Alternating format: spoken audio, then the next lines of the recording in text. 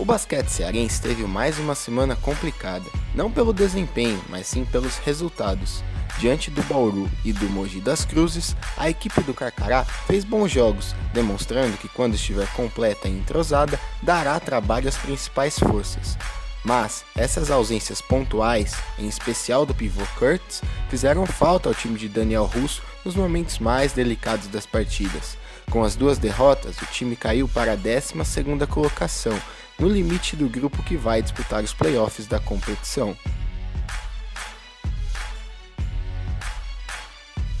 O Bauru Basquete vive, sem sombra de dúvidas, seu melhor momento no campeonato. Depois de derrotar Vasco da Gama e Botafogo no Rio de Janeiro, o time voltou a atuar diante do seu torcedor e conseguiu emplacar a 3ª vitória consecutiva. Contra o Carcará, o Dragão atuou de maneira coletiva, distribuindo bem o volume de jogo entre seus principais jogadores. Apesar da queda de rendimento no terceiro período, se recuperou e confirmou o triunfo que lhe consolida na 6ª colocação.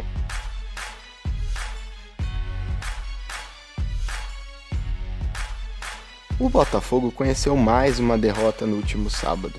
No duelo contra o Franca, a equipe alvinegra fez o que pôde para superar os desfalques de sua dupla de armadores titulares, Jamal e Cauê Borges. Mesmo sem a dupla e com uma rotação mais curta que a do rival, a equipe de General Severiano tirou uma diferença de 14 pontos, chegando ao empate nos segundos finais. A bola certeira de David Jackson no estouro do cronômetro foi um banho de água fria nos donos da casa, que chegaram à 5ª derrota consecutiva, caindo para o 8º lugar na tabela de classificação.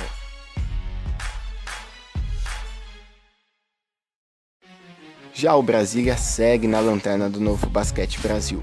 Atuando mais uma vez na capital federal, enfrentou outro candidato ao título da competição. Mas, diferentemente do duelo contra o Paulistano, a equipe candanga fez um grande jogo diante do Mogi das Cruzes.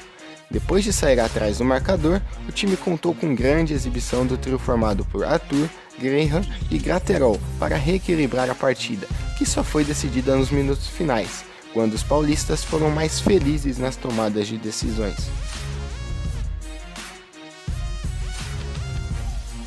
Quem também conheceu mais uma derrota nessa semana foi o Corinthians.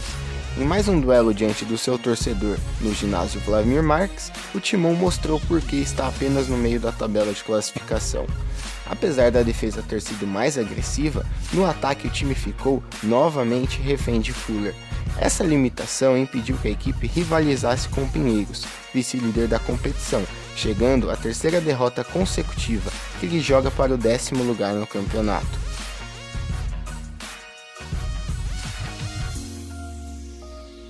Depois de muito tempo, o Flamengo está fora do G4 do Novo Basquete Brasil. Dentro do grupo dos 4 melhores desde as primeiras rodadas, perdeu o posto ao ser derrotado para o Pinheiros no confronto direto da última segunda-feira na capital paulista. Apesar disso, o rubro-negro não mostrou abatimento e com muita propriedade bateu o São José na sexta-feira, se recuperando do revés em grande estilo.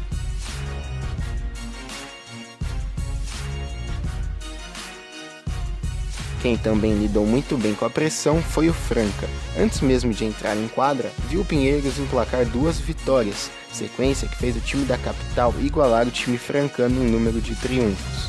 Assim, os duelos diante do Vasco da Gama e do Botafogo se tornaram fundamentais para a equipe manter a liderança da competição.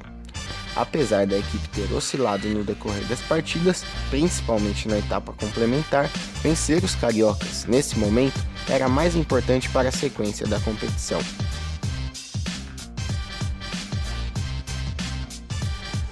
O Joinville sofreu mais uma derrota no NBB. Depois de sucumbir para o Mogi das Cruzes na última partida, a equipe catarinense voltou a atuar dentro de casa, mas dessa vez o time oscilou demais e não foi páreo para o Minas Tênis Clube. Depois de um grande primeiro quarto, o time se perdeu defensivamente, perdendo assim o controle da partida. Atrás no marcador, não teve paciência para movimentar a posse de bola, forçando muitos arremessos. Dessa maneira, caiu para os Minas Tenistas, desperdiçando mais uma oportunidade de entrar no grupo das equipes que estariam classificadas para os playoffs.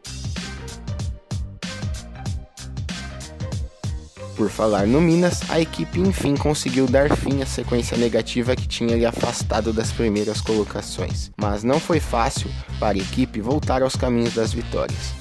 Na quarta-feira, o time recebeu o São José e até conseguiu atuar de maneira mais coletiva, equilibrada, com o GG organizando as ações da equipe. Porém, foi somente contra o Joinville que o time voltou aos trilhos. Depois de sair atrás no marcador, contou com grande exibição de Coleman para virar a partida e fazer as pazes com as vitórias, colocando fim à sequência de 6 derrotas consecutivas.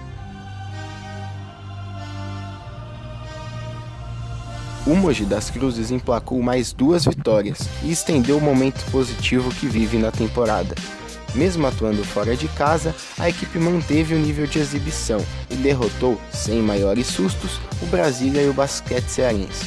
Com os triunfos dessa semana, chegou à 7ª vitória consecutiva no torneio, assumindo a 3ª colocação, mas bem próximo do Franca e do Pinheiros, que vem logo à frente.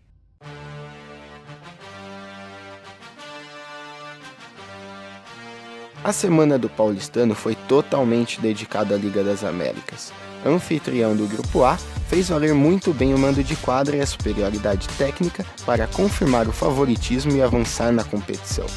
Depois de vitória tranquila sobre o Titanes, na estreia da competição, encontrou um pouco mais de dificuldades diante do Malvin, mas com a vitória sobre os uruguaios, já entrou em quadra classificado no domingo, transformando assim o duelo contra o Atenas como uma espécie de laboratório.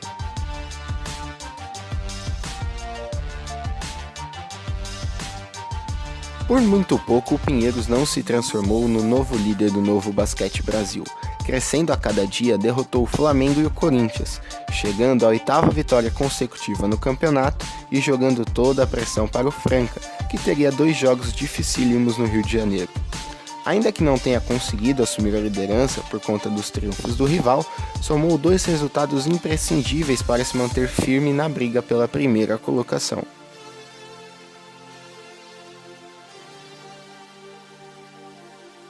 O São José tinha uma missão ingrata. O time embarcou para 2 jogos fora de casa diante de adversários melhores posicionados e voltou para casa com um resultado importante na mala. Se aproveitando do momento de reconstrução do Minas, o derrotou em Belo Horizonte. Ainda que na sequência tenha perdido para o Flamengo, o triunfo no confronto direto sobre os minastenistas pode ter sido crucial para um melhor posicionamento nos playoffs ao final da fase de classificação.